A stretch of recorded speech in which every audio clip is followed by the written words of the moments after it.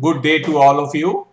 We are so lucky to have Swami Chidekanandaji Maharaj ji, production editor um, um, of from Kolkata.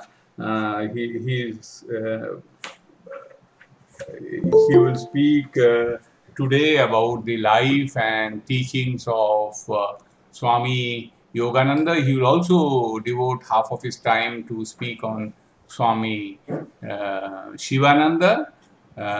Both have been very illustrious figures. Swami Shivananda was the second president of the Ramakrishna order, and Swami Yogananda was the first vice president of the Ramakrishna order. And Swami Yogananda was very close to Holy Mother, and also he was the youngest to die among the 16 direct disciples. He died in 1899 at the age of 37 or 38. So Maharaji will give his teachings. Before that, we will request our attorney Jana to speak a few words to introduce today's topic to our Filipino brothers and sisters. So, Attorney Jana, mic is yours.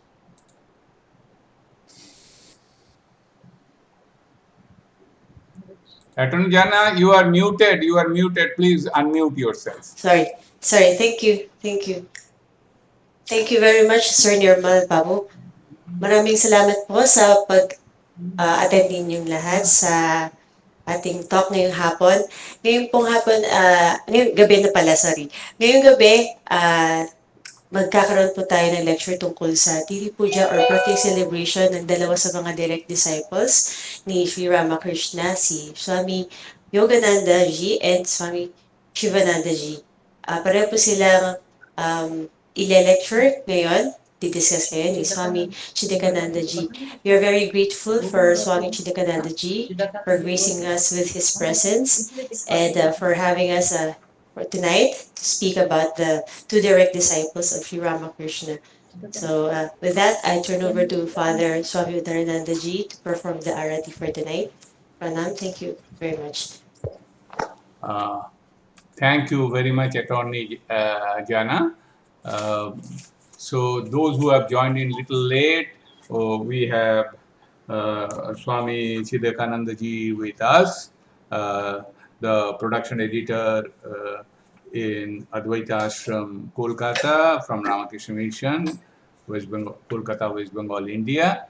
So we'll start our Arati. We'll start the program with Arati. So we will go to our altar, and Swami Udaaranandaji Maharaj ji will perform the vesper services.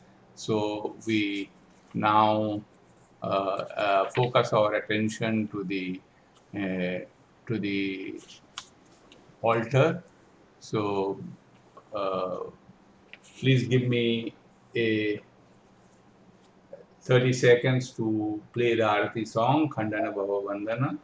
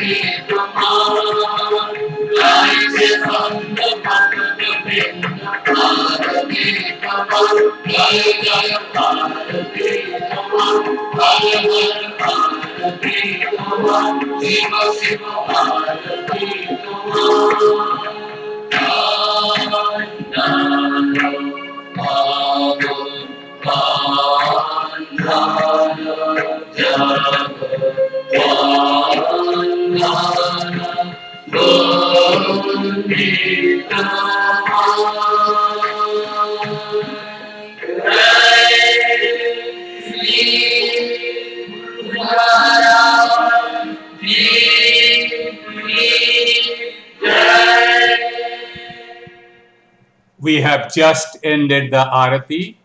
Thank you so much. Thank you so much, Maharajji, for performing the Arati. And as we were mentioning before, Swami Chidekanandaji has always been so kind. He's sparing his time with us for the third time today, and at a very short notice, he always obliges us, and he has been so kind and gracious. And we are also so much thankful to all the participants to be present on a weekday. Today is Monday, but still, you could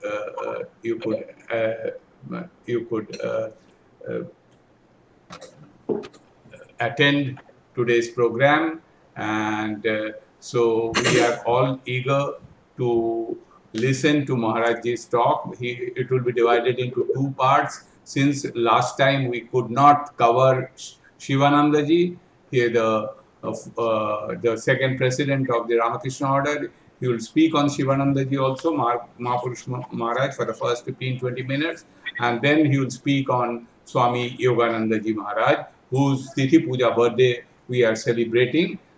So please enjoy the lecture. There will be many takeaways from the lecture of Swami Chidekanandaji Maharaj.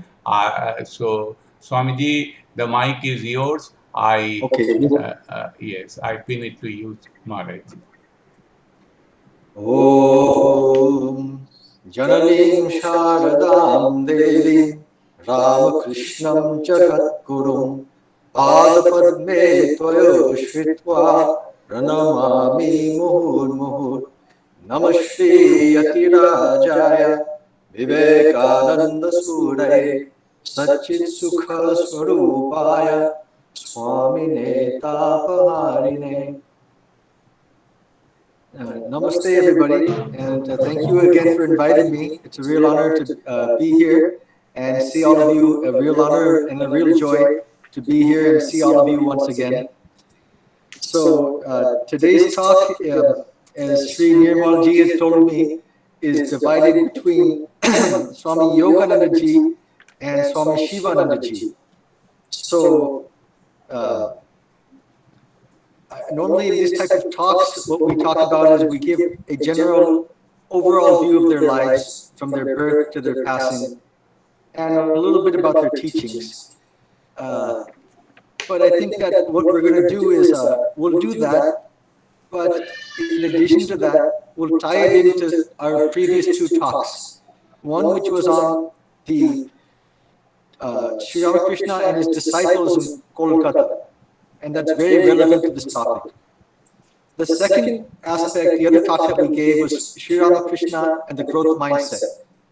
So when we're talking about Swami Yoganandaji and Swami Shivanandaji, one point to mention is that how Sri Ramakrishna, how he was not only the ideal student, but as we didn't really get much of a chance to speak about, how he was the ideal teacher. And he had 16 direct disciples, and he taught each of them in a different way. I wanted to just, before we begin, I just want to show, let me go here and present one tab. Okay, can everybody see the screen right here? Yes, yes, yes. Yes, Maharaj. Yes. Okay, just one moment, I got. Okay, so this is for my first talk. Can you see my pointer? I'm pointing right here. Are you able to see my mouse where it's moving? Yes. Okay, so this part we mentioned, I think, during our first talk, which was Sri Ramakrishna and his divine play in Kolkata, that at one point Sri Ramakrishna stood on this roof, this point right here, and he was looking in this direction, which is the south direction. And down here is north, if you go far enough, down here is northern Kolkata. And he stood on this roof and said, Ore, Tora Kotai Ashish, I. So where are you? Come. I can't stand to be without you. And so we had mentioned during that first talk that of Sri Ramakrishna's 16 monastic direct disciples, 12 of them lived in northern Kolkata between the years of 1881 and 1886. And it was during this time that Sri Ramakrishna, during the years of 1881 to 1886, that he visited one of his devotees, Balaram Boshe's house, over 100 times during this period. And we had talked about, I think we just slightly talked about it, not much, that it was during this time that after all his sadhana had been completed, in his last 5 years of his life, he's getting his direct disciples, he wants to get them, form a bond between them. And this was actually the foundation and the genesis of the Ramakrishna Mountain Mission. It took place during this time period between 1881 and 1886. Now, I don't think you can read this. This is unfortunately, but this is, I for one of the articles that I had written in Vedanta Keshari, I've done a lot of research in this subject about Sri Ramakrishna and his monastic direct disciples in Kolkata, especially northern Kolkata, which was the capital of India during that time. The spiritual capital, the administrative capital, and the cultural capital of India as well. So here, I've just, are you able to actually read it? Or I think it's difficult to read. Can you read this right here? the writings here? No, very difficult. Very Maharaj. difficult, very difficult. Yeah, Okay, can't okay, say. okay, that's okay. Anyways, what I've done here, I listed the 12 disciples of Sri Ramakrishna that had lived in northern Kolkata during that time period of 1881 to 1886, his monastic disciples. So, and I listed their date of birth and where they grew up, their family status, and also their education. Now, for the most part, the direct disciples of Sri Ramakrishna, but the monastic direct disciples, were born between the years of 1861 and 1865. There are a couple of outliers. Swami Shivananda. He was known as Tarak Da. Dada means elder brother in Bengali. He was born in 1854. And the other outliers would have been Swami Kokha Maharaj, Swami Shubodhanandaji. Youngest. He was born in 1867. And Swami Vivekanandaji. He was born in 1868. Okay? Now, going back to this picture right here, 12 of the direct disciples lived in this side. Not all of them were born here, many of them were born, but during the years of 1881 to 1886, 12 of them lived in this side. And 2 lived a couple of kilometers north of Dakshineshwar. They were Swami Yogananda and Swami Vivekanandaji. He was born in a place, Belghoria, which is nearby Dakshineshwar. And also Swami Yogananda, he lived about 2 kilometers from Dakshineshwar. Now, this is a picture that was put together. The actual picture did not have all the direct disciples together. This was kind of put together. But anyways, here's a picture of all the 16 direct disciples. And the 2 that we are focusing on today are Swami Yogananda. This is Swami Yogananda and Swami Shivananda. Okay. This is Yogananda. This is Shivananda. So, now let's start with Swami Yogananda. He was born in Dakshineshwar on the 30th of March 1861. He was born in a place called Ariatola. And that is right next to, how many of you have heard of a place called Adyapit? It's a very famous Kali temple in just a couple of kilometers north of Dakshineshwar. Maharaj, as I told you, I belong to that place. Okay, very good, very good. So you belong to that place. So it's interesting. I just want to share one small anecdote. He was born in 1861. His father was a Brahmin priest. And what's interesting is when you go back to the direct disciples, of the 16 direct disciples, another thing that's interesting is three of the direct disciples, Sri Ramakrishna visited their homes before they were born. The 3 disciples were Swami Yogananda and Swami Shubodhananda. And Shivananda, he did not visit his home before he was born. But actually, what Sri Ramakrishna did, it's interesting his way of actually of making his future disciples. He actually was very close, like say Swami Shivananda. His father was a well-known lawyer. He was the lawyer for Dakshineshwar itself. So he would come to Dakshineshwar and he would be treated really well by Rani Rashmani, and he would handle the complicated matters for the estate of Dakshineshwar. So Sri Ramakrishna had seen him there. In addition, his father was an advanced spiritual aspirant and a practitioner of Tantra. And so what had happened actually was that one time Sri Ramakrishna was practicing sadhana and he had a burning sensation over his entire body. So he actually asked Swami Shivananda's father, Acharya, I'm having this problem. Can you help me? And Swami Shivananda told him, you wear an amulet that belongs to your chosen deity, and the pain should go away. And in fact, it did. So when he first met Swami Shivananda, he actually had an interesting thing. Normally, when Sri Ramakrishna meets any young people, he normally does not ask about their families, but his inner circle, those whom he felt that he had known even before their first meeting, he would ask about the details of their family background.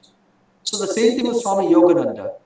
He asked him, what family are you from? So Yogananda had mentioned the name of his father. And Sri Ramakrishna said, all right, I actually came there before you. I came there many times. I know your family very well. And they're very spiritual. They invited me to their family, to their home many times. Same thing happened in this case of Swami Shivanandaji. Even before he was ever born, Sri Ramakrishna had visited his home many times. And in Swami Shivananda's case, he had not visited his home, but he had become very familiar with his father. So it is interesting about how an incarnation, we can just look at it that way, how he plans his divine lila. He's like a master planner, master organizer. Now, one thing about Swami Yogananda, and one thing about nearly all of the direct disciples, from their early days, they had an inclination towards spiritual life. All of them.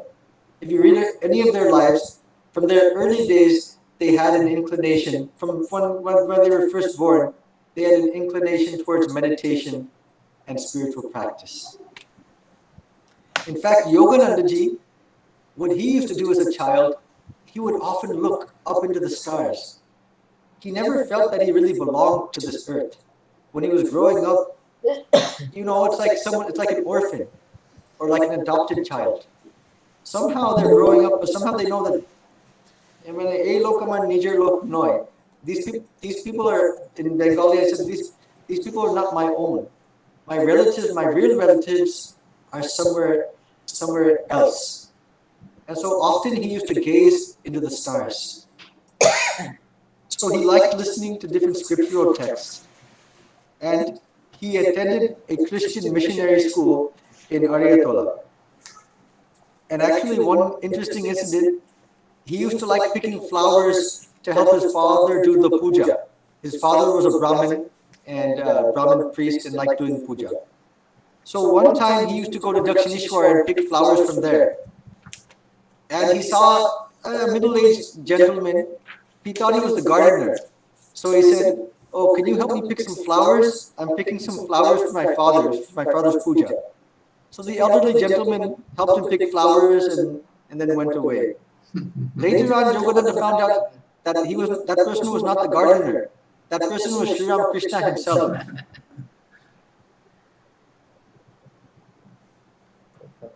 Now, both Swami Yogananda was married at an early age. I'll go back to I'll leave the PowerPoint in a second, but I just want to mention this. Swami Yogananda was married at an early age. And at that time, it was the custom that marriage alliances were arranged between the parents. The parents would arrange the marriage. And so Yogananda's father had given another family his word that his son would marry their daughter. So Swami Yogananda had no intention of marriage. So he protested. Then Swami Yogananda's mother asked him, she pleaded with him, "Please, to save the reputation of our family, won't you please marry?" So Yogananda, you'll see two traits in him. On the one hand, he was very soft-hearted, and on the other hand, he was very fiercely independent.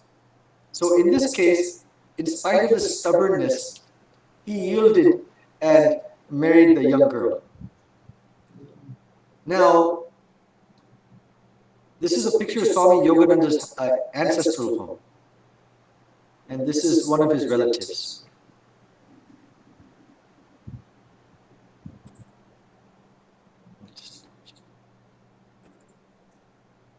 Okay, so now I'm going to share a personal anecdote I had. Swami Yogananda's wife lived for many years after Swami Yogananda had passed away. In fact, Swami Yogananda, when he first met Sri Ramakrishna, what did I say? He had two main qualities. He was soft-hearted, but that was balanced by he was fiercely independent and stubborn and reasoned and logical. And he would just not accept, sometimes we just accept answers because, especially in Indian culture, our parents say something, okay, tick, tick, tick. We just accept it. But no, Yogananda would want to know why. Remember, I gave a talk on Sri Ramakrishna. He was the same way. He would keep asking questions. It's not something that we call appeal to authority. Just because somebody says something, I accept it. Nothing like that. So Yogananda would always push the envelope. He would always want to know the reason why. So one time when Yogananda first came to Sri Ramakrishna, he asked Sri Ramakrishna, how can I get rid of lust? Amar kamana bashana dur kore dao. He asked Sri Ramakrishna, Amar kamana bashana dur kore dao. Get rid of my lust. And Sri Ramakrishna told him, okay, just chant the name of Hari. But Yogananda see his logical mind. He saw so many people chanting the name of Hari, but they're not getting rid of their lust. So no, he's not right. So there was one Hatha yogi who had come to Dakshineshwar, and he approached him. He wanted to give him some techniques on how to get rid of one's passions. So Sri Ramakrishna saw that. He said, no, don't go to him. In spite of that, Yogananda kept going to him. He thought, in his mind, he thought, oh, maybe Sri Ramakrishna does not want to lose me as a disciple. So he's jealous of that Hatha yogi. So he kept going to that Hatha yogi. Then one day Sri Ramakrishna caught him by the hand and he took him with him. And he told him, look, if you practice this type of yoga, your mind will be even more attached to the body. So then, chant the name of Hari. So Yogananda still did not believe, but he said, okay, let me try. So with a concentrated mind, he chanted this name of Hari, and he found that after some time, yes, his passions had gone away. Another thing, Swami Yogananda married his wife at a young age. So after the marriage, this is a dilemma. He has no inclination towards family life at all. All desires have been completely extinguished from his body. Now he has this young wife and he feels some responsibility for her. So he tells Sri Ramakrishna. So he says, bring her to me on a Tuesday or a Saturday. These are considered auspicious days for the Divine Mother. So he brought her on one day. Sri Ramakrishna, she was a young girl.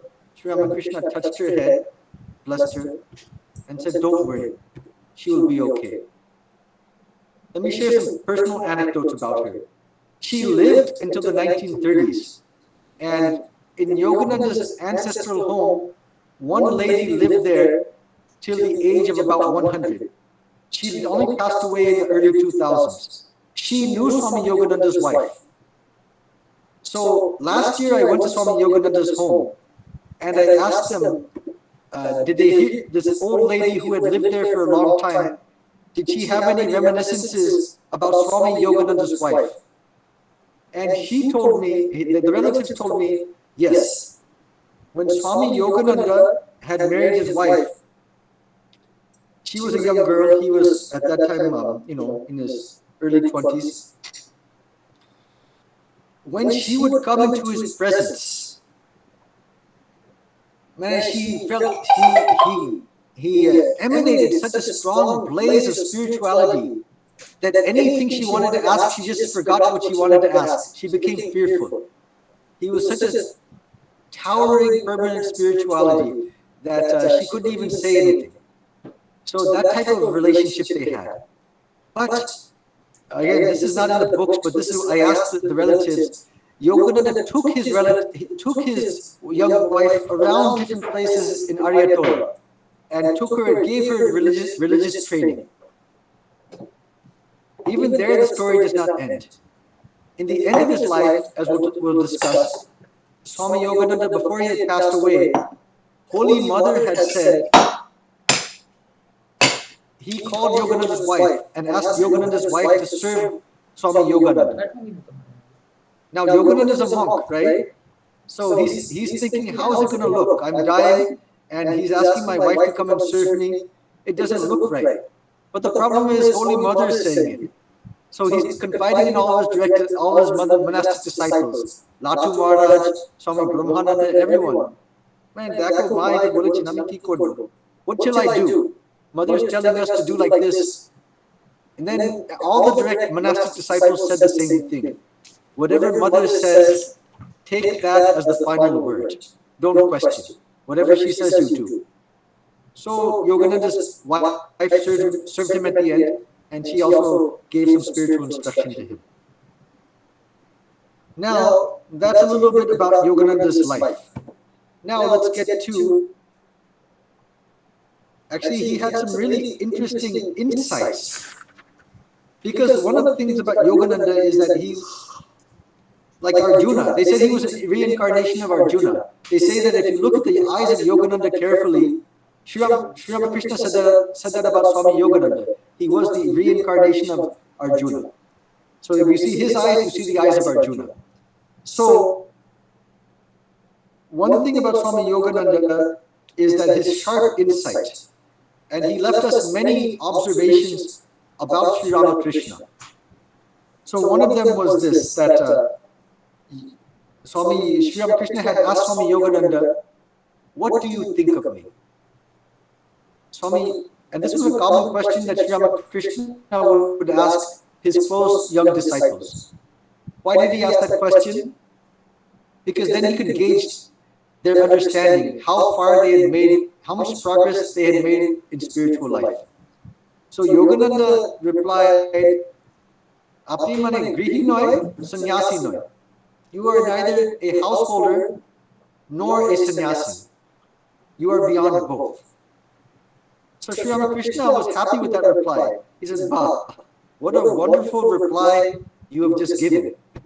Meaning he's God himself.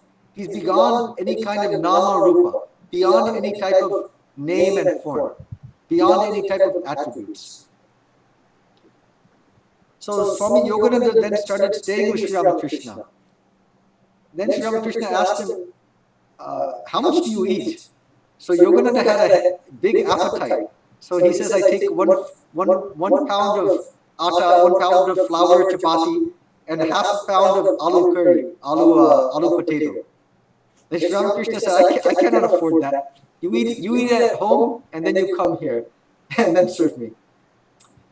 So after that, Swami Yogananda began to practice austerity, and he controlled his eating and his diet.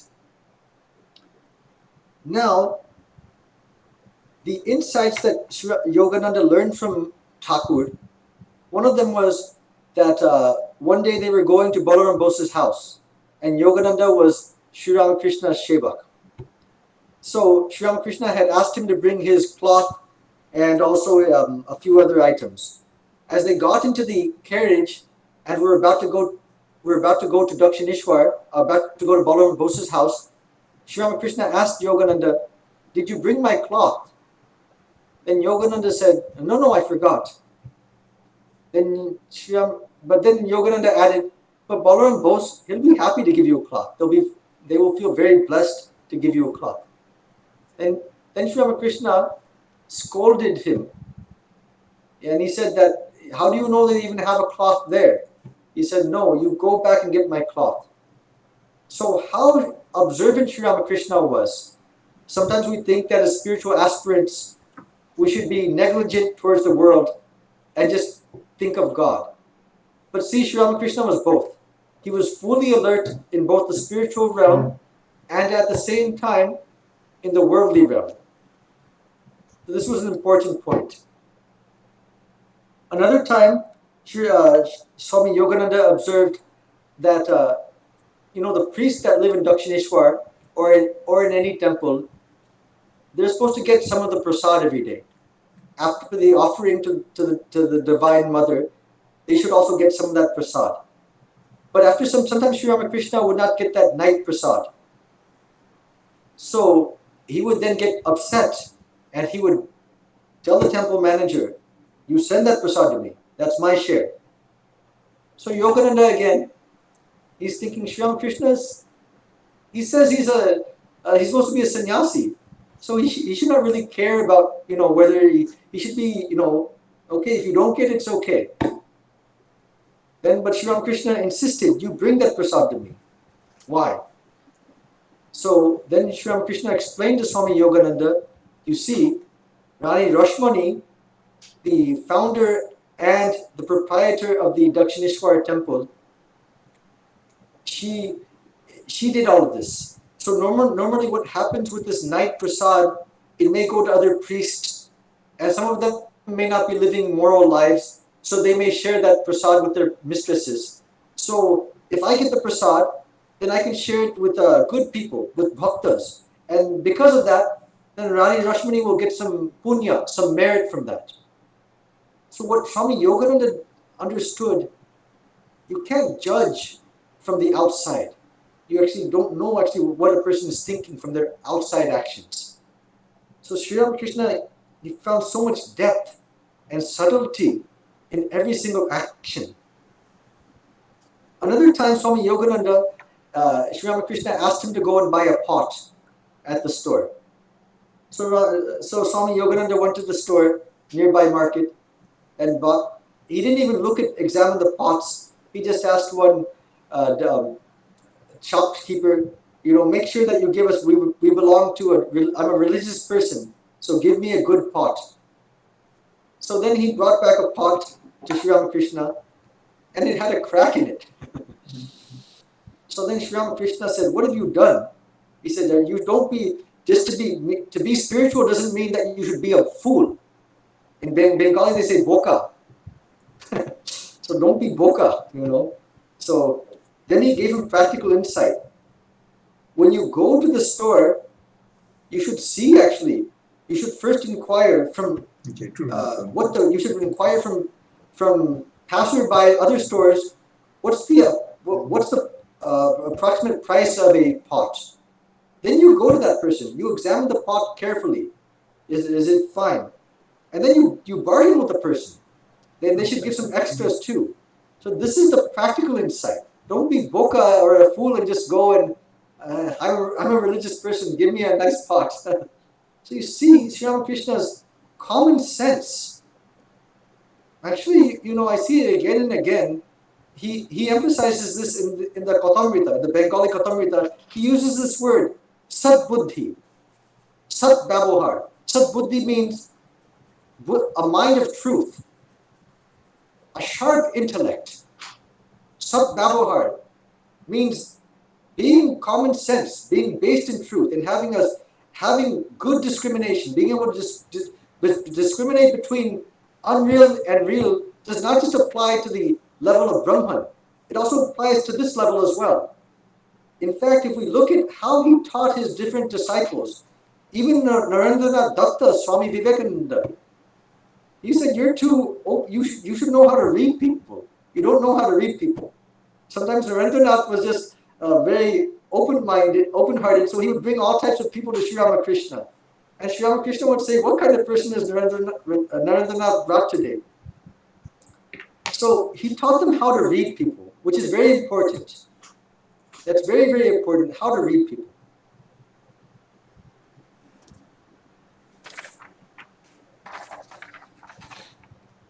Another time, Swami Yogananda, I told he had two qualities, right? One was this fierce independence, and the other was this soft-heartedness. So, on one occasion, Sri Ramakrishna saw one cockroach in the room. He asked Yogananda to kill the cockroach. But Yogananda, like a Jain monk, what he did is he just took it and he put it somewhere else. He did not want to kill it. Then Sri Ramakrishna followed up. Did you kill the cockroach? He said, no. He said, you fool. Whenever I say something, you follow through. If you're soft-hearted in these occasions, then later on you will have to suffer. So this balance actually, the balance between the mind and the heart, right? What Swami Vivekananda talked about, the balance between Raja Yoga, Bhakti Yoga, and Jnana Yoga.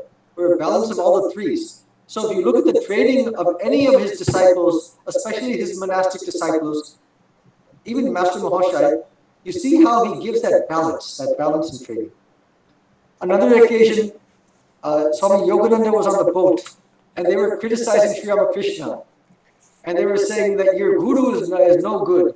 You know, he gets good food to eat, he sleeps on a nice bed, he doesn't practice. What renunciation does he practice? So Yogananda did not say anything, he just kept quiet. Then when he came to Dakshineshwar, he told Sri Ramakrishna everything. Then Ramakrishna said, "You did what? You know, when somebody criticizes your guru, you should protest or you should leave the place. And you just kept quiet? What kind of a disciple are you?" So he was telling him that you have to, don't be too soft-hearted. Again, in Sanskrit Bangla we say ruchi bed. You teach somebody according to their own individual temperament. So similarly, with another disciple, Swami Niranjanananda, he taught him in the opposite way. Niranjananji khub rag chilo. He was an angry person sometimes. He had an angry temperament on occasion.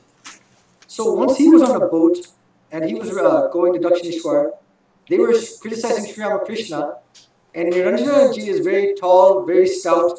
So he became upset. He was about to sink the boat. He threatened to overturn the boat. Then everybody became calm. So when he came to Dakshineshwar, Sri Ramakrishna learned about what Niranjananji had done. Then he said, "What have you done? You should practice more tolerance. Why should you do that? Should you become angry just because somebody says something about your guru?" So you see two different instances and two different ways of teaching.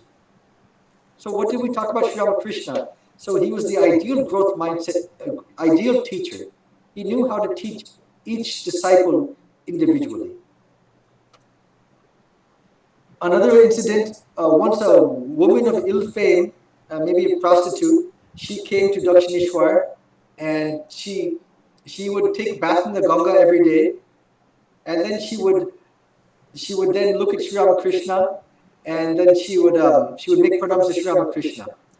So afterwards, the villagers began to gossip about her, that maybe she's having some type of, why is she coming to Dakshineshwar, taking bath there, and then saluting Sri Ramakrishna? Oh, she must be having some type of illicit relationship with him. That's why she's coming. So Swami Yogananda heard this. So then she told the villagers, rather than, why not talk to the lady and ask her what's happening? So they talked to the lady, and she said, "Heavens no, please don't tarnish the reputation of a God man. That will be bad karma for all of us. I'm just going there and paying my regards." She said, I've lived a sinful life, but you should not impute that sin to anybody else, especially such a God person. So afterwards, Swami Yogananda told that to Sri Ramakrishna, and then what did Sri Ramakrishna tell him? Why do you have to respond to every type of gossip that takes place? You should also learn to ignore. If you keep replying to everything, then there's no end to it, right? The waves will never, if you're waiting for the waves of the ocean to calm down before you cross the ocean, then you'll never begin to cross. So same thing, gossip will never end. So you should have that intelligence, what to ignore. Another time he went to, Sri Ramakrishna had asked him to go to Girish Ghosh's place to collect some candles. So again, Swami Yogananda went to Girish Ghosh's place to collect some candles. And when he went there, he saw that Girish Ghosh was drunk. He was a drunkard. So he was criticizing, he was hurling abuses about Sri Ramakrishna. At the same time, once in a while, he would look at Dakshineshwar, he would make pranams. Again, he would start to criticize Sri Ramakrishna in his drunken state of mind. And then again, he would look there. So afterwards, Yogananda he handed Yogananda a large box of candles. Then Yogananda returned to Dakshineshwar, and he told Sri Ramakrishna everything. So what did Sri Ramakrishna say? He said, So then he didn't know what to make. Yogananda did not know what to make because Girish Ghosh was so highly regarded.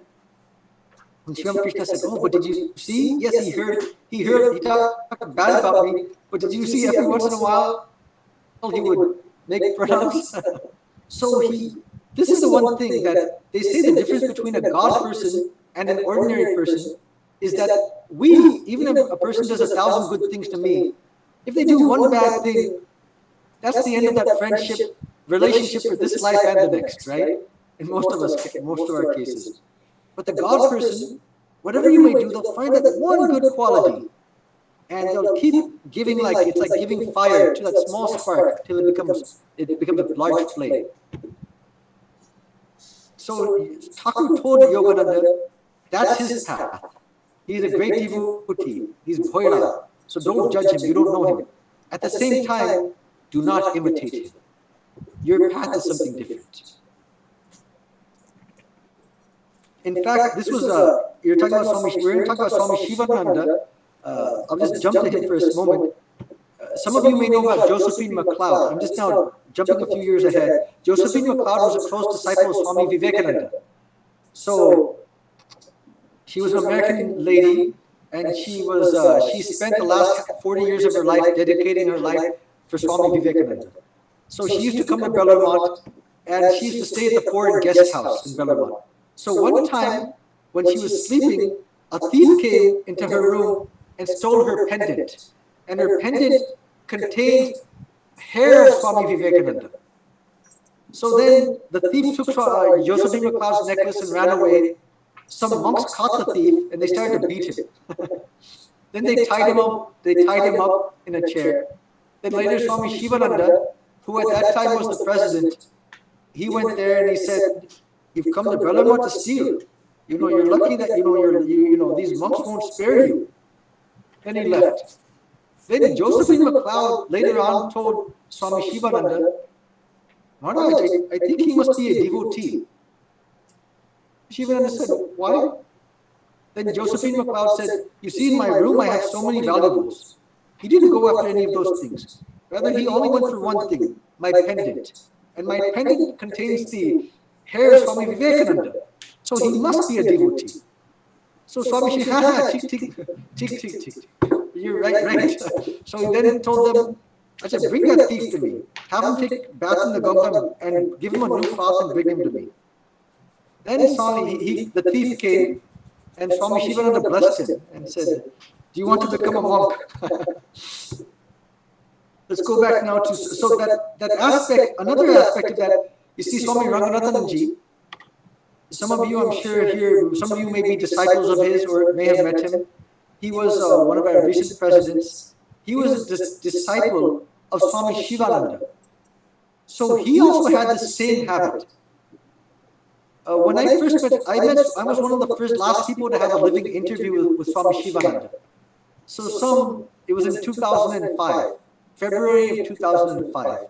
He left his body at the end of April of 2005. So I went to him. Before me, one other American devotee, Dave DeLuca. He came from Hollywood Ashram. He used to be a motivational speaker, and then he wrote a book on Swami Vivekananda. So he was showing Ranganathanji this book that he wrote. So then Swami Ranganathanji looked at me and said, Dave DeLuca left. So he looked at me and said, "Do you know that person?" I said, "Yeah, Maharaj, nowadays everybody's writing a book, right?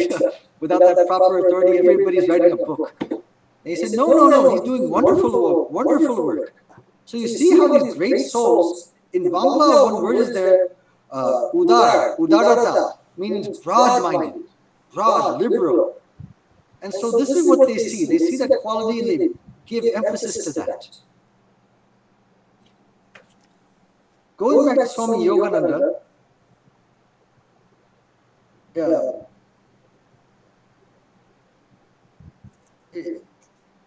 another occasion, Sri Ramakrishna asked Swami Yogananda, "Bring me some paish, bring me some pudding, like rice pudding." At that time, his stomach was not very strong, and he was staying, I believe, in Kashipur. And Sri Ramakrishna gave him this specific instruction: bring it from this particular restaurant. So Yogananda was going to that restaurant, But then he thought, that restaurant does not use fresh milk. You know what? Let me go to Balaram Bose's house and let me get the milk. They'll make it from scratch with pure milk. So so Yogananda went there to collect the pice, the pudding. He brought it to Sri Ramakrishna. He thought he had done a good thing. Then Sri Ramakrishna said, "What have you done? Why did you not follow my instructions? I wanted that rice pudding from that particular store. I can't take this. This might be good milk, but my stomach cannot digest it. It's too rich for me." In fact, he did not take the food. So when a guru says something, Swami Vivekananda had given that instruction. First implicitly follow, and afterwards ask questions, especially in spiritual matters. Then Holy Mother clarified that. Follow their instructions implicitly. This is for householders. Follow their instructions implicitly when it comes to spiritual matters. But in worldly matters, use your own mind. Use your own common sense. In other words, use your buddhi. Now, another aspect of Swami Yogananda is that he was one of the first of the monastic direct disciples to recognize the extraordinary spirituality of Holy Mother. In fact, you could say 4 of them were there. Swami Niranjanananda, of course Swami Vivekananda, Swami Brahmananda, and Swami Yogananda. I mentioned this in an earlier, not to get off track, but I mentioned this in an earlier Yoga Sutras class, that of Ishvara, God, that nama, rupa, that name and form that they have, that mantra, their name, their form, we've received the mantra, that's shabda, but whether it's the nama, the rupa, the name or the form, it has a gross aspect, it also has a subtle aspect. And the deeper we are in spirituality, we no longer see the gross aspect, we see the subtle aspect. So say Swami Vivekananda, when he would see the Holy Mother, there's records about this. When he came back from the West, he went to make salutations to Holy Mother. Literally, when he would come before her, he would tremble. He could not stay in her presence for more than a couple of seconds. And his whole body would tremble. And then because what is he? He's not seeing this ordinary lady, a form of a lady. As our spirituality grows, and similarly, as we grow as spiritual aspirants, our minds become more refined. In the Gita, it's there. Our eyes become more refined. So we see that as we see Holy Mother as a direct disciple, there's there's an ocean of difference. They see the living Adi Shakti. Swami Vivekananda would see the Jayanta Durga, the living Durga in front of him. Same thing with Swami Brahmananda. He would say Radhe Radhe. See, the living embodiment of Radha, Sri Krishna's consort. Same thing with Swami Yogananda. In fact, on many occasions, Sri Ramakrishna had told Swami Yogananda, there's no difference between myself and the Holy Mother. Brahma Shakti Abhed. There's no difference between Brahma and Shakti. So he was, but on the outside, it's easy for us to talk about this, but to have that insight at that time was very rare. So Swamiji had it, Yogananda had it, a few others had it. So he was, after Sri Ramakrishna's passing, Swami Yogananda accompanied Holy Mother on her pilgrimages, along with some other lady devotees. So they went to many places, Vrindavan, Kashi, Deoghar, Haridwar, and his insights about Holy Mother at that time. For example, he provides us about Holy Mother's sadhana when she went to Vrindavan, that he would observe her. She went in spite of her grief at losing her husband. She was in such a deep state of samadhi that when they asked her questions, she was the embodiment of Radha. That she had this Radha bhav, Radhika bhav. So she assumed that Sri Ramakrishna as Krishna as her husband. In fact, when she was in that state of samadhi, I talked about Swami Yogananda. He has that insightful mind, that determination. He asked her questions. He asked her very insightful questions on abstruse Vedantic matters. And the way she answered, with parables, analogies, her intonation, it was exactly the way Sri Ramakrishna answered. Exactly the same. So that's the idea where the devotee and their chosen Ishtadeva, Devata become one and the same.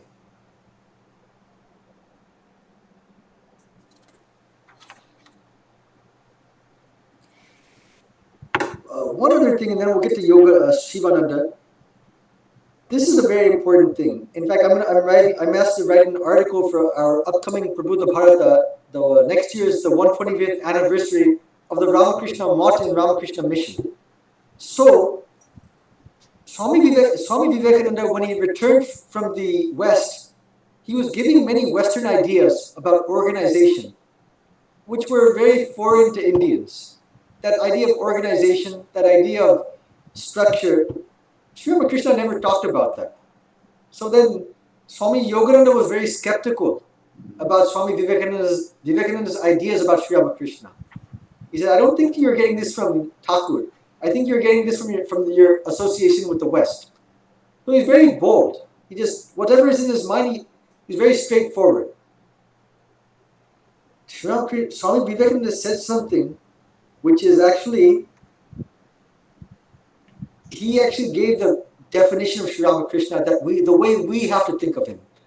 He defined Sri Ramakrishna. What he said was, Sri Ramakrishna, he answered to Yogananda, Sri Ramakrishna was the embodiment of infinite ideas.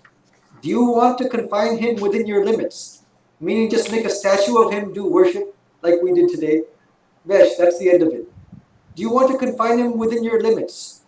I shall break those limits and scatter his ideas broadcast all over the world. He never instructed me just to worship him. Infinite are the ideas, and infinite are the paths that lead to the goal. I was not born to create a new sect in this world, too full of sects already. It is our duty to give these ideas of Sri Ramakrishna to the entire world. Then he continues, Sri Ramakrishna is far greater than his disciples understand him to be. He is the embodiment of infinite spiritual ideas, capable of development in infinite ways. Even if one can find a limit to the knowledge, one cannot measure the unfathomable depths of our Master's mind. So, really, in Bangla we say, idea hajam korte hobe. We have to digest this, to assimilate it. Just Sri Ramakrishna is just not Saguna Brahman, just not one small sect. We're just not one sect of this. Many places, that's why Sri Ramakrishna, Holy Mother. Remember there was an idea where some of the disciples during the British freedom movement in India, they wanted to boycott the purchase of British goods. I think Gandhiji was pushing that. So then Holy Mother, one of her relatives, wanted a nice expensive British cloth. But the brahmachari, so she told the brahmachari to purchase that cloth. But the brahmachari did not want to purchase it. He felt resistance. Holy Mother, what did he tell her? You see, they too are my children. Same way she said, Amjad is my child, the Muslim who was an illiterate, who was a dacoit, just like Sharat Maharaj, who was so dear to Holy Mother, Swami Shivananda, just as he's my child, Amjad Amar Chale. Amjad is also my child. So that in Bangla, that word udar means liberal, not to confine just to one thing. In fact, I was reading the Bengali Katamrita. Sri Ramakrishna uses that word about 9 or 10 times. In fact, when he's meeting his new disciples, that's one of his measuring tests. Sharon, are they simple, guileless? Udar, are they liberal? In closing, Swami Yogananda was also a wonderful organizer. And he organized the first public celebrations of Sri Ramakrishna. And in fact, when Swami Vivekananda returned from the West, he also organized that as well. So you can say that, okay, he did not live very long. He was one of the first disciples to pass away. He was the first monastic disciple to pass away. 1899. It's very touching. 38 years. I was doing some editing of the letters of Sister Nivedita, and she gives, at that time of Swami Yogananda's passing away, I believe it was in 1899, he was living with Holy Mother in a place in Bagbajar, 10-2 Bospar Lane. So at the end of his life, he was being taken care of. So Holy Mother was praying to the Master, please receive him, receive him. But then the day of Yogananda's, before he passed away, that day, Holy Mother had in her meditation, she saw the Master taking Yogananda away. So Sister Nivedita, in her letters, she gives a very vivid description of this. In fact, who was most affected by his passing? Swami Vivekananda. See, the greatest Gyani this world had known in the 19th and 20th, one of the Acharyas, the greatest minds and Gyanis of all time. Yet he could not tolerate, he was so soft-hearted, he could not stand seeing his brother disciple like that. He kept telling Jogan, you stay and I'll go. And that was a deep shock to Swami Vivekananda. So that day, after he had passed away, Swamiji, in front of his body, he performed the Arati. And then he was so overwhelmed that they told him to go back to Bellarmine. He was so overwhelmed with grief, he was going mad. So his body was burned in his Aryatola, this burning got near there, but he could not go. Anyway, Sister Nivedita gives some nice descriptions of that. And at that time, it was like you see that deep bond. We talked about that deep bond that Sri Ramakrishna formed between Holy Mother, Swami Vivekananda, and not only the monastic disciples, Jogin Ma, Balaram Bose, Master Mahashai, Girish Ghosh, all of them that lived in that area, they were like what you call a real spiritual family. Nije Ghare Lok, in Bengali we say, Apnar Lok, one's own. More than relatives, more than blood relations. In fact, it's this bond that Shivananda talked about, this bond which carries in the Ramakrishna Mission today, this bond of love. In spite of all these rules and regulations we have in our order, ultimately it's based on love and also respect. So that's Swami Yogananda.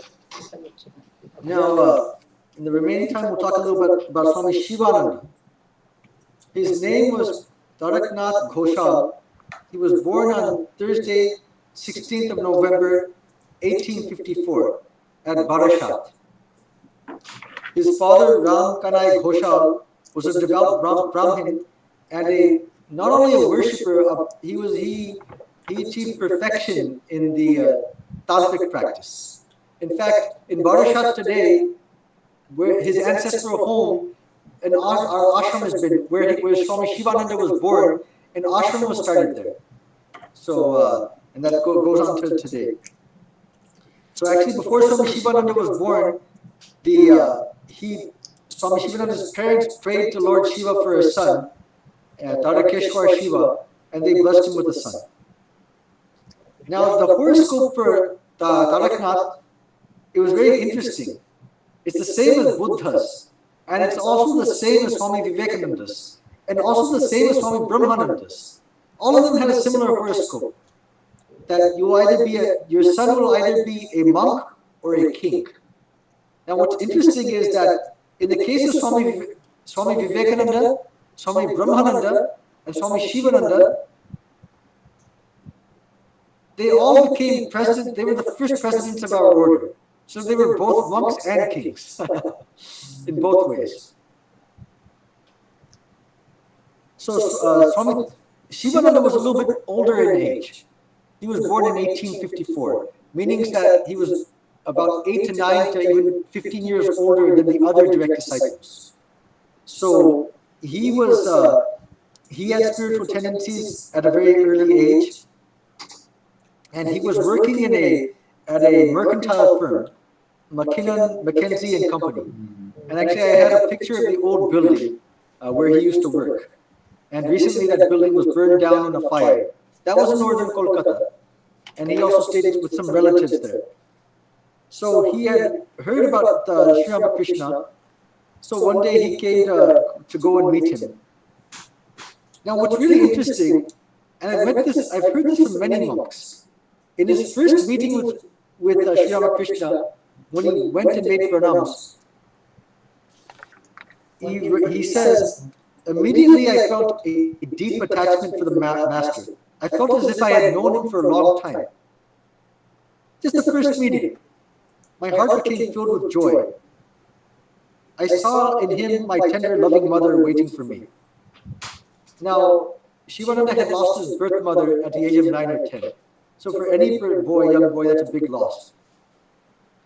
It's interesting because, I've even met monks. One Swami Udaaranandaji. I remember he joined in Delhi Ashram, and he was a former editor of Vedanta Keshari. So one day I came to Delhi, he was showing me around there. And then I remember Delhi is so filled with pollution and smog, so and he felt so proud of Delhi, like he's, because he's very nostalgic. This is where he grew up. So I'm covering my mouth, trying to not to suffocate. And he's saying, I asked him a question like, when did you first become associated with the Ramakrishna Mission? And he said that, I'm from a Punjabi family. So because normally Punjabi families don't have that type association with Ramakrishna Mission. So then he said, my father was a devotee. So I remember the first time that he brought me to the Delhi ashram, I felt like I had come home. So that feeling, so these are things that even people experience today. The first time they come to any center, they feel like they've come home. Nijer log, apnar log, one's own relatives.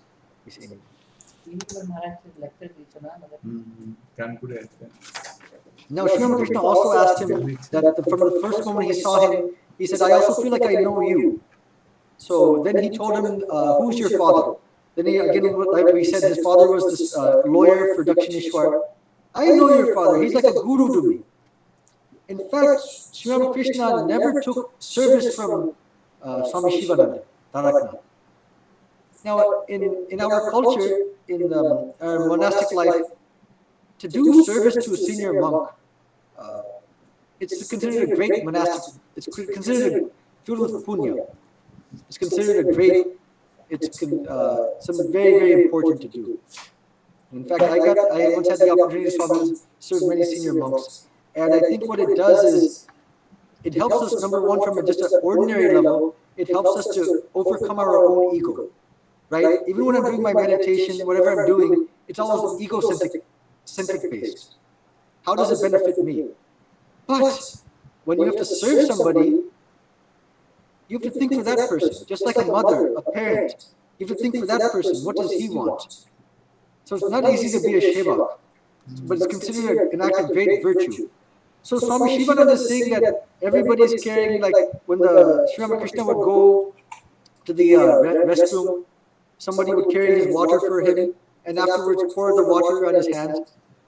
So then Swami Shivananda, but Sri Ramakrishna would never allow Swami Shivananda to do that. He felt really bad. I'm missing out on something. I'm missing out on this, to do service to my guru. Then one day Sri Ramakrishna told him, you see, I cannot accept service from you. Why? Because I see your father as a guru. Because I told you before, his father, when he was, Sri Ramakrishna was suffering from some pain in his chest, his Taraknath's father had told him to wear this amulet and the pain will go away. So that lesson is there for us. That even not only the guru, but the guru's children, their relatives, also have to be respected in that similar light. And another thing about Swami Shivananda, he was a great cook. He was one of the few monastic disciples who cooked for both Holy Mother and Sri Ramakrishna. In fact, once in Kashipur, when the Brahmin cook there was sick, so the disciples had to take turns cooking. Now, Sri Ramakrishna was very ill. He suffered from that throat cancer. But on that day that Taraknath was cooking Swami Shivananda, the smell reached Sri Ramakrishna. Oh, who's cooking? Bring me some of that immediately. So the same thing when Swami Shivananda went to Jairambati, the Holy Mother wanted to cook for them. They said, "No, Mother, we're going to cook for you today. We're going to cook for you today. Today we're going to cook for you." And so he cooked for both of them. Now, one other thing is, I just came back from Goya and Bodh Gaya just yesterday. So, Goya is the place, it's a very holy place. They say that Lord Vishnu's footprint is there. And Bodh Gaya is the place of Lord Buddha's nirvana. There's a big tree, the Bodhi tree is there. And that's where Lord Buddha had nirvana. So, an interesting incident involving Swamiji and Shivananda took place here.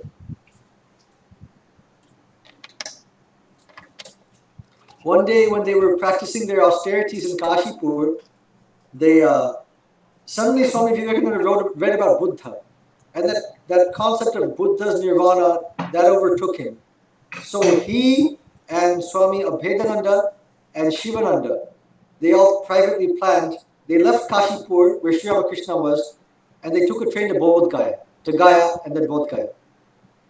Now, when they went to Bodh Gaya and they were meditating underneath that big Bodhi tree, I was just there yesterday, so I just saw that big Bodhi tree. It's still there today.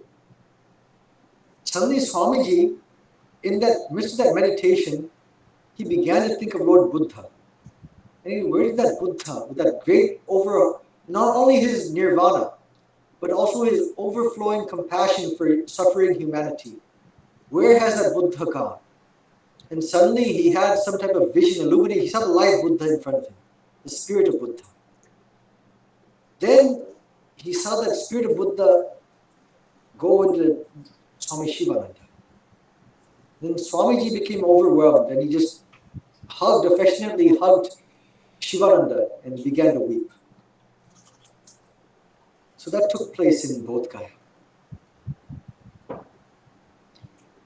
Now, after one interesting thing about Swami Shivananda, he was more mature because he was older, about 9 to 10 years older.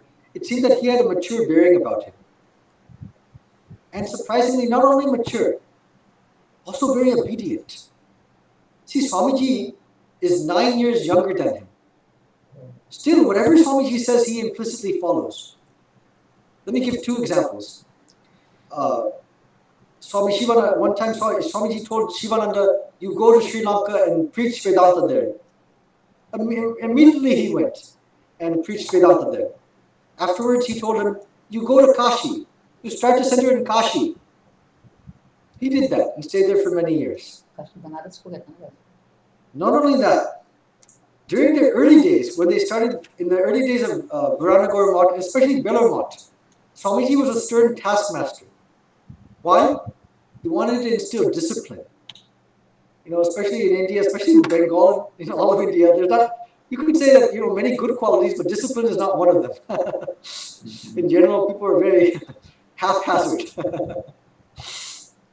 But Swamiji was different. Swamiji was the best of the East and the West. So he had this rule that you had to wake up at 4 a.m. in the morning and come for meditation. And if you did not wake up at that time, you had to go for bhikha, begging for food. You were not allowed to take your meals with other people. You had to go begging for food. So one day, Swami Shivananda slept in late.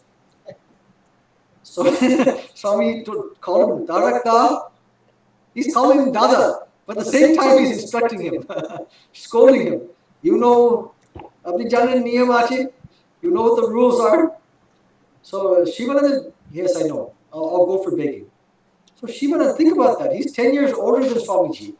Compared to Swamiji is like a bacha, like a young person compared to Shivananda. Still because Narendranath is the leader, so he implicitly follows what he says. He went for begging. Then when he came back, all the other monks had gone for lunch, but Swamiji is waiting outside. He's waiting on the western veranda. And he said, Taranta, come. What have you brought? Let's take together. Another occasion, Swamiji instilled that concept of organization. put everything in its place. The same thing that Sri Ramakrishna taught. Everything should have its own proper place. So they have this smoking machine. It's called hubble bubble. And so anybody can smoke from that, but the idea is that afterwards you have to keep it back in its proper place. It's not only the direct disciples are there, many youngsters have joined. So one day Swami Shivananda was smoking from the hubble bubble, that smoking incident. Then he put that, he kept it outside. He didn't put that hubble bubble, that smoking back in its place. When Swamiji later on, he saw that hubble bubble outside, he became very angry. Who did this? Then they said, Swami Shivananda. Then you can just imagine this Swamiji, when he gets angry, he was like Lord Shiva himself, right? he yelled in a Tarakta! Like that voice reverberated around the whole entire Bellarmine. So everybody heard that voice, everybody became scared, including Swami Shivananda. Then Swamiji took that hubble bubble, he just threw it on the ground and broke it. Then he told Shivananda, you buy another, you go now and collect money to buy another one. And from now on, always put things in their proper place. But see Shivananda, see that type of maturity, what we call, it's something we talk about not only spiritual intelligence, not only worldly intelligence, emotional intelligence. Swamiji made Narendranath the leader. So whatever he says, he implicitly follows.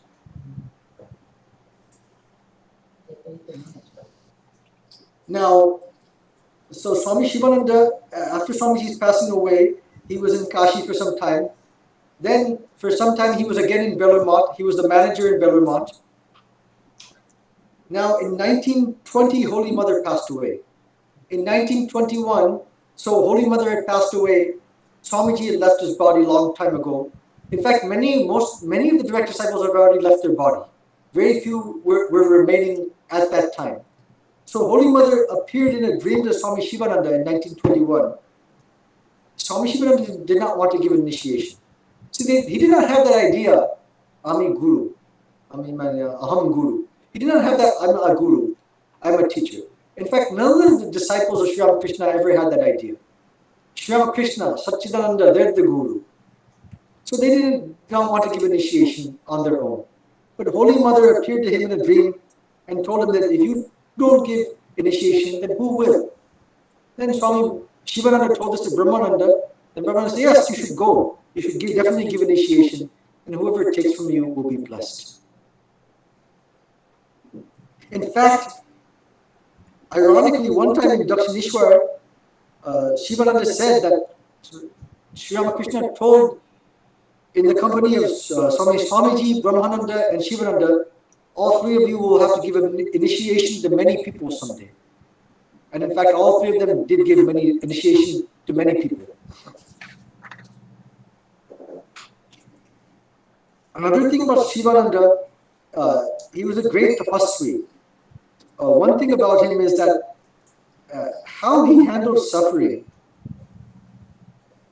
You know, at the end of his life, he suffered from a great deal of ailments. But actually, during this time, he suffered from asthma. And in a state of asthma, you feel as if you're suffocated. You feel as if you're about to not able to take another breath, right? In that state of asthma, he had a deep attack of asthma where he felt like he was about to die. So normally what do we do? Normally people will panic and will feel very fearful. At that point, in that moment, he sat for meditation. And he meditated. And he said that meditation of an old man, meaning an experienced person, he became so absorbed in his own mind that he transcended the body. He transcended the senses. What you call in Yoga Sutras, this Sampragyata Samadhi, Asampragyata Samadhi, leaving the senses. The same thing in Advaita Vedanta that we talk about. The same thing we talk about Drigdrisha Viveka. We talk about witness consciousness. The same thing in Bhakti. You become so absorbed in your Ishta Devata that you forget all sense of your I and mind. Through that experience, he forgot about his bodily pain.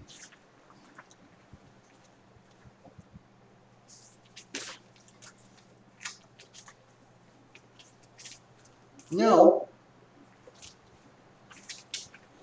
he said one thing about just, we talked about this, you know, at that time scolding was a big thing, scolding your disciples. He gave some nice advice.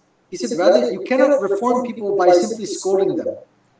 If you have the spiritual power, you pray for them. You pray that their tendencies get reformed, that they become changed.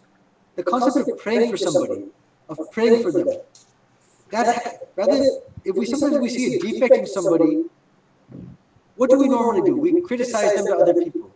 No, he told a disciple, when you see that, rather than do that, why not, if you pray for them, if you pray for them from the bottom of your heart, transformation will take place.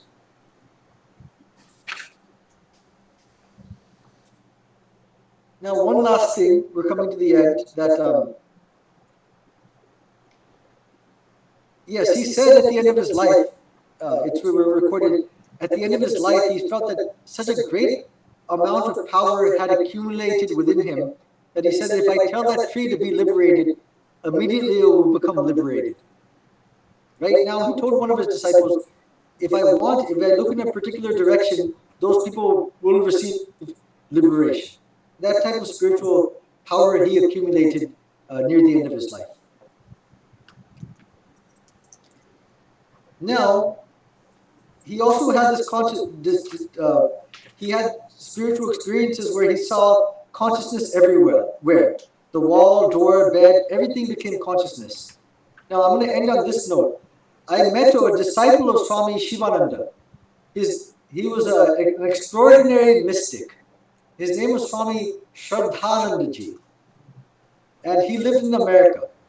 He was the head of the Vedanta Society of Sacramento. And what he had, my brother was with him at the time. My brother and another Swami had gone to visit him at the end of his life. And during that time when he was very ill, my brother went into his room. Then my brother, Swami Shivanandaji said, you know, I need to go to the restroom, but I can't go to the restroom right now. My brother, why, Maharaj? Because I see everywhere, my mantra is vibrating everywhere. My pillow, the bed, everywhere I see so I can't leave the pillow. How could I leave the pillow? It's the mantra I see vibrating, I see consciousness vibrating everywhere. What shall I do? And one Swami Udaaranandaji, who's the head of the Hollywood Vedanta Society, at that time he was an assistant minister, Maharaj, you go to the restroom, I'll repeat the mantra and touch the pillow. So you go and come back. So like this type of thing. So it was not, these spiritual experiences were not just, you know, in the great souls of that time. They get transmitted. In fact, I myself even, when I met Swami Chidekanandaji, he used to come to Hollywood. And especially in Hollywood, there's something about Hollywood, the Swamis that visit there, they become more open in every way. So Swami Chidekanandaji, when he would come to Hollywood, we have video of him actually dancing. He's in a bhav at the time he's dancing. And the thing about that dance, he says that Swami Shivananda saw the way Sri Ramakrishna would dance when he danced in ecstasy. Swami Shivananda showed that to Swami Chidekanandaji. And Swami Chidekananda then showed that to us too, how he would dance in ecstasy. And I think that was during my time of initiation. I met him in 1993. And there was many felt that when you come into his presence, you feel like an electric shock. You feel like some great presence is there. He's such a great soul. He's one of the extraordinary souls that we had the opportunity to meet in our life. These monks like Swami Chidekanandaji, Swami Udaaranandaji, I was able to serve him for 6 weeks, Holy Mother's disciple. When you meet such souls, it's, you know what it's like? It's like what we read about in these books, like they live, God lives with them, they live with God. They're actually living in that realm. In fact, I remember when I was with Swami Chidekanandaji in Portland, his mind was almost so much engrossed of his memories with the direct disciples that His reality felt more real than our reality. You understand what I'm saying? That reality of Shivananda, Brahmananda, Mahapurush Maharaj. When you meet such a soul, that they mixed intimately with these souls. They mixed intimately with the Holy Mother. And their mind was so saturated with that, so that when you come in their presence and if you serve them, you also feel like that. That yes, they're not just pictures, they're living. They're more living than my own existence.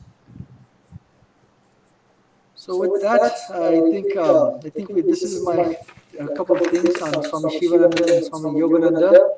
So I think we can have questions, or first I'll turn to Nirmal Ganguly. If you want, you can ask some questions now.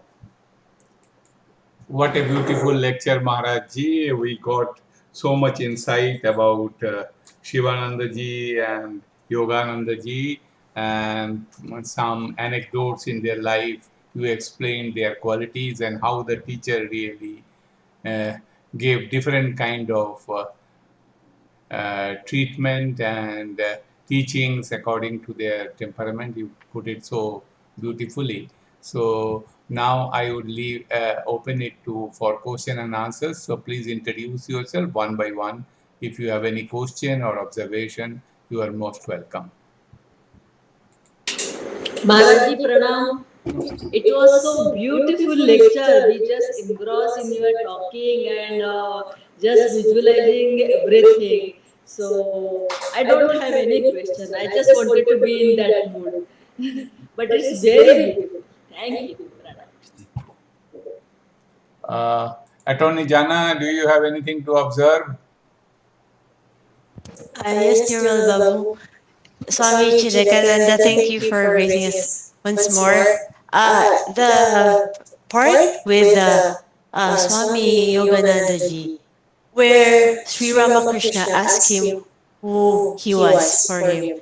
It's the same thing that I think that the manifestation of an avatara is that Jesus also asked that to Peter. Yeah, who do you think I am? And then Peter said that people say you're Elijah. He mentioned all the prophets. But then Jesus asked, but you, who do you think I am? And then he says, you're Christ, you're the Messiah. And the fact that you reckoned Sri Ramakrishna asked that, and I was like, is this there's a manifestation of a God incarnate in him. I think I don't want to say it's a pattern or a thing among these God sent people.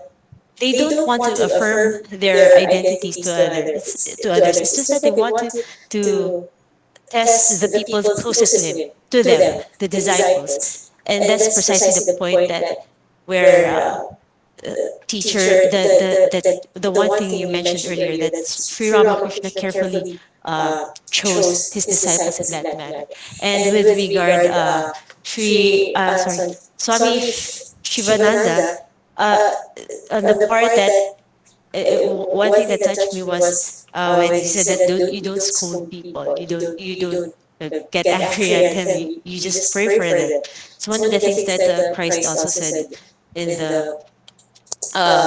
the Beatitudes, that you, you don't you bless those who curse you. So that's one thing that these disciples display, this kind of humility in them, that you don't, even though people have lose their temperament, sometimes they still have to manifest kindness and pray for people instead. And the last portion you mentioned is very touching as well. I know you're having a hard time expressing it because, of course, it's experiential, and experience is mostly ineffable. So the way that you've seen those dances, we can only just imagine how these people they dance in ecstasy. But just a part of it, you're privileged to witness it in firsthand. So thank you for sharing us those insights. Thank you. So I just Attorney General Jana, I just want to just because those are, thank you for your insights. Actually, this is very insight. You made some really. I just wanted to reply to that because you made some, especially with the comparison of Christ. Thank you for that knowledge. Sometimes, I mean, that's great that you're able to have both traditions, so you can see both. One thing about that is that, one thing about Swami Yogananda, this is what I didn't know, that Swamiji had a nickname for him, Mantri. Mantri in Bengali means minister. So Swamiji had this nickname for him. So one day Girish Ghosh asked Swamiji, and asked Swami Yogananda, why does Swamiji call you Mantri? Then Yogananda explained to Swamiji, it says Girish Ghosh, you see, when Swami Vivekananda came back from the West, he had this idea for the women's mott, making Holy Mother the central nucleus of the women's mott. He would again revive Maitris and Gargis to flood the world, using Holy Mother as the main inspiration. He had this idea in mind. So he had this great idea. What later came in Sharda Mott 50 years later. Swamiji had the idea at that time. He really wanted the revival of the women. So Swami Yogananda heard the entire thing. Then he said, Swamiji, these are wonderful ideas. But Doya Teke, I have one request. Whatever you do, please don't involve the Holy Mother. Why? Then Yogananda explained, you see, I'm doing my best. I'm Mother's caretaker. I'm doing my best because so many people come to Mother to make pranams. And when they touch her body gets affected. If she becomes two incarnations, if they become too known, they won't stay in their body. They won't last. Same thing with Sri Ramakrishna. He said that when I become known everywhere, at that time my body won't last. Same thing with Holy Mother, because what will happen then is people will start flocking to her. They'll give her their sins to her. Her body won't last. So that's why they try to keep them hidden. So when Swami Yogananda told the Swamiji, then Swamiji was stunned. Thik bolacho. In Bengali, you said right, you said. Then Swamiji added something else. Rather, who are we to dictate to Holy Mother? By her grace, by her grace, all these things will be accomplished. So that was one thing, that these incarnations, like you said, but they're testing their own, like you said with Jesus, their own inner circle, but not for the public consumption. That's one point I wanted to say. And second, regarding the scoldings and reprimands, because I got lots of scoldings from my who I served.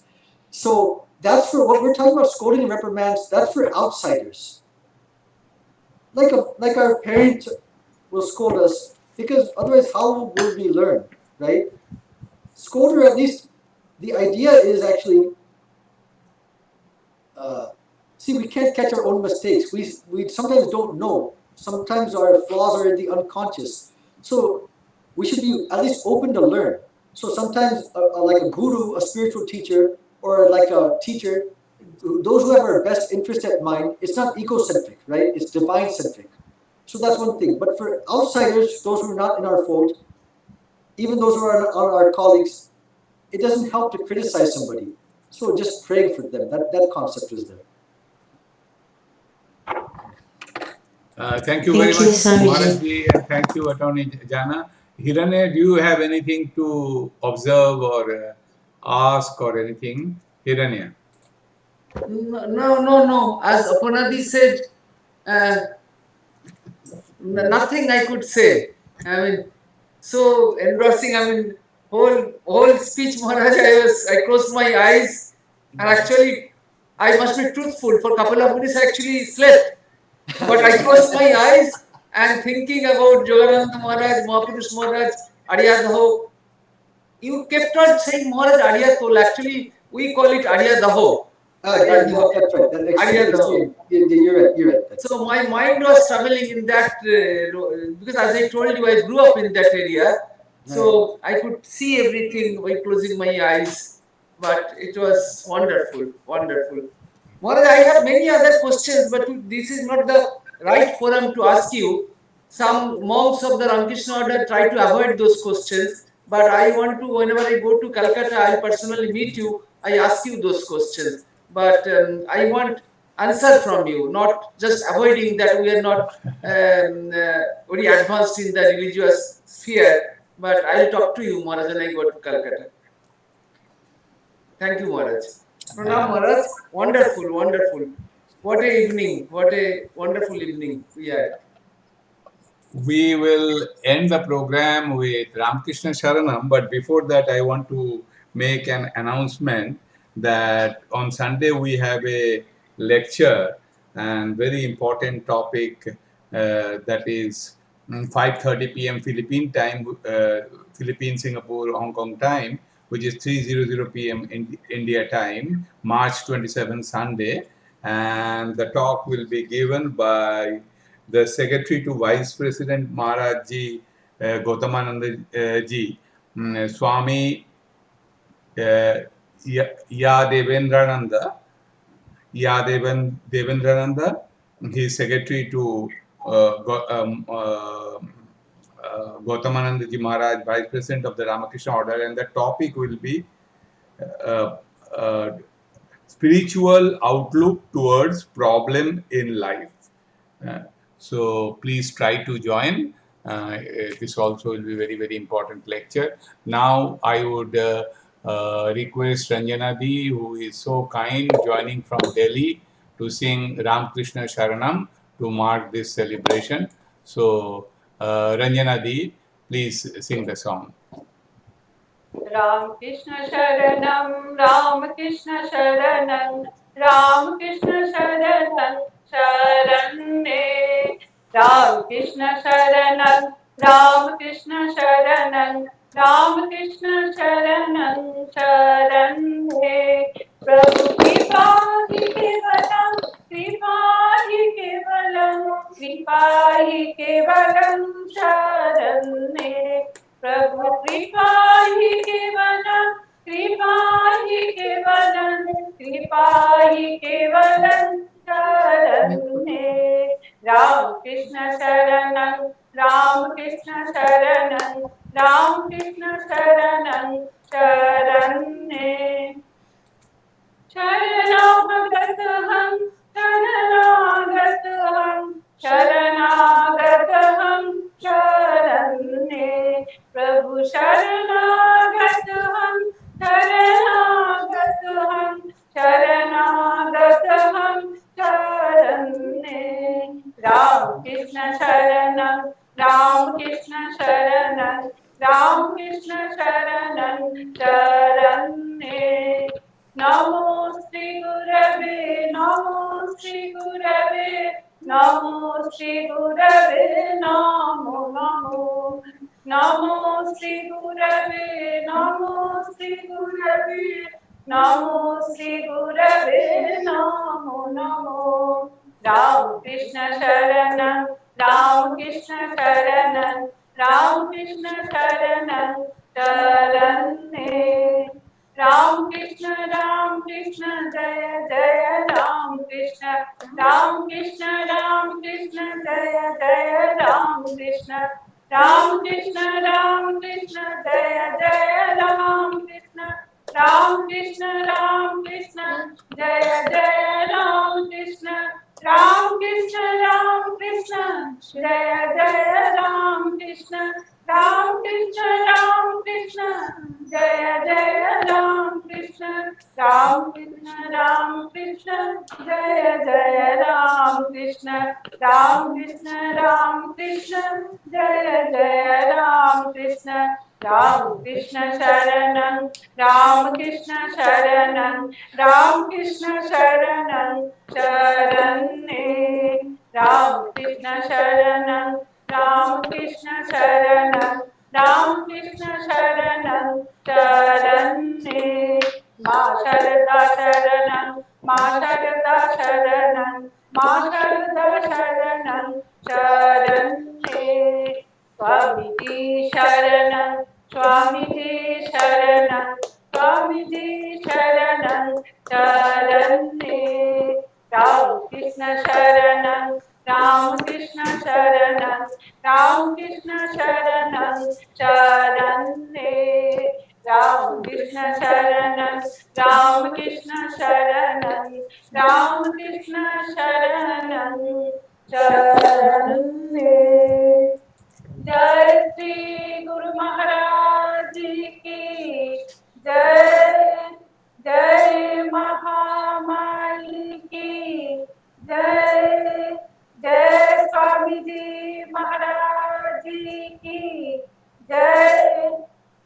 Thank you very much, Ranjanadi, for taking the name of Sri Ramakrishna, and what a beautiful way of ending the program.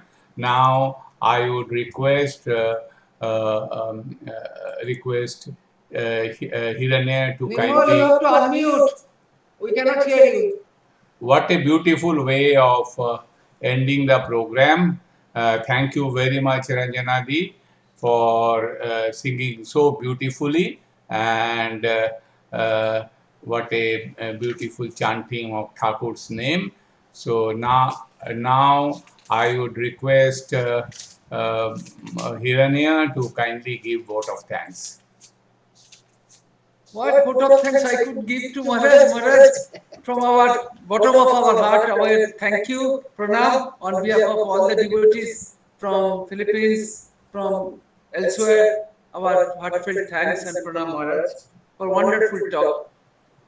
I wish someday you would speak about Swami Nischanandaji. That is my another favorite monk. Maharaj, you have to unmute. I don't know much about Nischanandaji. I never met him actually. Never met him. Thank you, Maharaj. Pranam. We are so much indebted to you, Maharaji, for spending the time with us for the third occasion. And each time we were mesmerized, we were simply engrossed.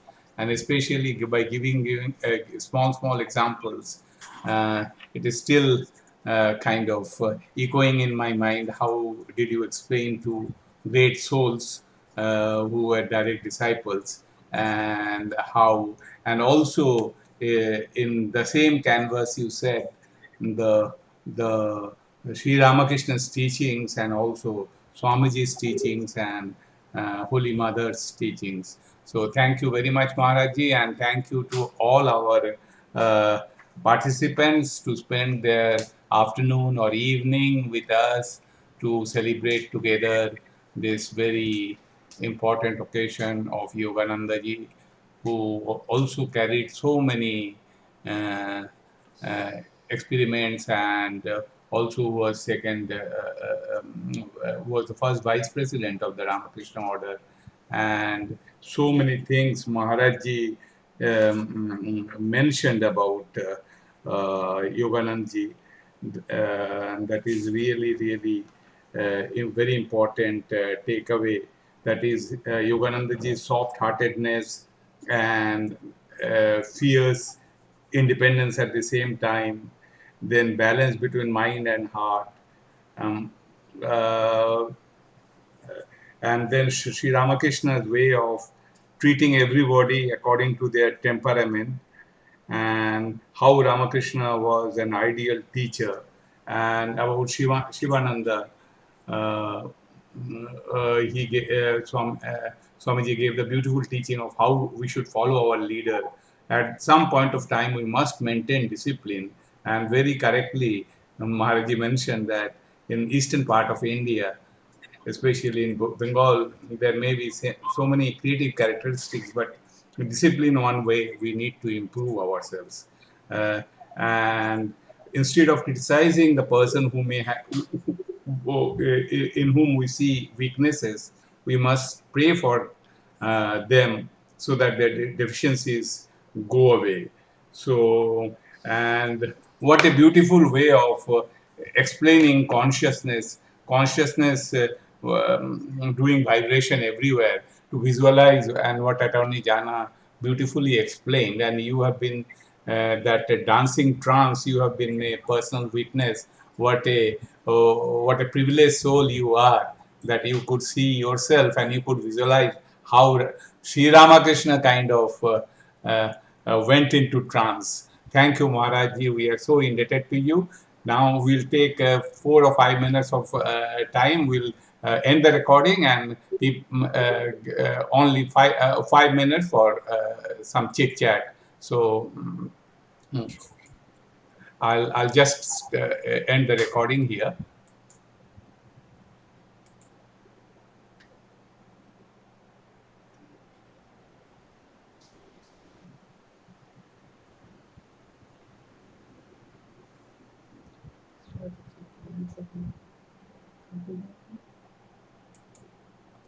So I'm back. So if you have anything further to say, or namaskar or pranam to Maharaj ji, you are most welcome. Maharaj, I have just one question. I was wondering, I was unable to reconcile the time period. Which year Shraddhanandaji died? He left his body in, I think, it was after Shivanandaji. I believe it was 1997 or 98, around that time period. After Shivanandaji left his body in about November of 1996. So after that, Shivanandaji, so some in 97 or 98. He left. He died in Hollywood, Maharaj. He left his body in Sacramento. Sacramento. You know, Because 95, 96, I spent a lot of time with Sarvatmanandaji in Boston. Oh, okay. So Ramaji is the direct disciple of Swami Akhandanandaji. Akhandanandaji, yes. He used to tell us a lot of stories, and then I spent a lot of time with him. Anyway, so I was just trying to understand which year he died. Thank you, Maharaj. Maharaj, another thing I just wanted to ask you, did you go to Fagu's Kochuri shop in near Kashmir? Yes. Actually, I'll just Attorney General, I'll just explain. Actually, we've done like lots of research on Sri Ramakrishna in Kashipur. I remember last time all the different places. So his Kashipur also, there's this place where Falgu, where they make this Phagu. They make this kochuri there. Kochuri, yes. And there is a signboard inside the shop, Maharaj. There's a signboard. Sri Ramakrishna liked this kochuri. So, Yes. so everywhere, it's like, that's one thing, like, even in like the Alipur Zoo, like, where the lion's cage is, they say there's a plaque, Sri Ramakrishna visited this place in Alipur. So like that, I think it's in the gospel that Sri Ramakrishna fed Girish Ghosh in Kashipur, and Girish Ghosh is eating in front of him. And then Sri Ramakrishna, actually, he's a little bit worried he's eating too much, like he's eating so much, you know. He said, okay, that's enough. So we also go buy sometimes kochuri from Fagu's. Sure. I had that time too for that. Praveerda, do you want to say pranam? We have almost ended the program. Namaste. You're beautiful singing. Thank you. Praveerda, do you? So we are almost ending the program. So, do you want to say pranam or namaskar to Maharaj ji, Chidekananda ji? You missed the program, but we'll share the YouTube with you. Maharaj, I spent also a long time with one monk from the Advaita Ashrama, Ranen Maharaj. Oh, is that Swami Jyotirupananda? I don't remember his sannyas name, but I used to call him Ranen Maharaj. When was this? It was in 83, 84, 85. I think that might be Swami Jyotirupanandaji. I think he's in Russia now. That's who I'm. No, he passed away. Oh, then okay, I'm not. Swami Udaaranandaji Maharaj told me, he knows him very well. It sounds familiar, but I'm not. No, passed away. He is very much alive. He is alive, Maharaj? Yes. His name is Chidekananda. Yes, I know Chidekananda. He was taking care of complete works of Swami Vivekananda, reorganizing complete works of Vivekananda. Yes. He's still alive, very much alive. Praveerda, do you want to say anything? Yes, Maharaj Chidekanandaji, accept my humble pranams. I'm sorry I was late, but I will go through your entire program slowly at my own time. It's always such a pleasure to listen to you and to the lovely anecdotes and the stories that you bring forth. I mean, it's really fantastic. Pranam, Maharaj. Thank you. Maharaj, Pranam, last time I was about 2 days ago, I was watching your interview with Swami Sarvapriyananda. It was very, the audio was a bit crackling, but I really like the whole interchange of the discourses. My idea is that some lectures are good, but there's like it's like there's a surplus of lectures, and so I like also I like I used to be a lawyer like you. I was a prosecutor. So even though I'm a monk, still those tendencies don't go away. So I have to cross-examine somebody. So so we had like Atma Priyanandaji before Nityastananda. Some of our best speakers we've had. So this was like the ultimate test, Sarva Priyanandaji. So we asked him some really tough questions too, and he was very gracious. Many monks we can't ask.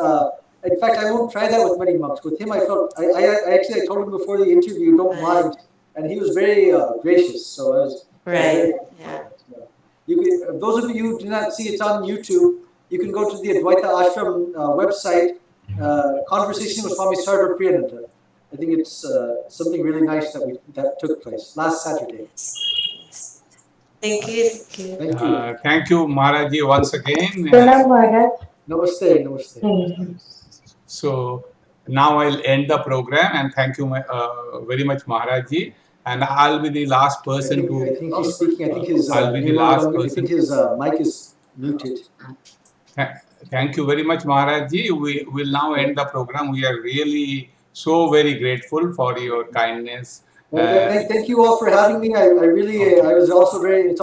It's a holy company for me too. Thank you so much. Thank you so much for patiently listening. It's my joy as well. And thank you to each of the participants. I end the program. I'll be the last person to leave. So I end the program here. Okay.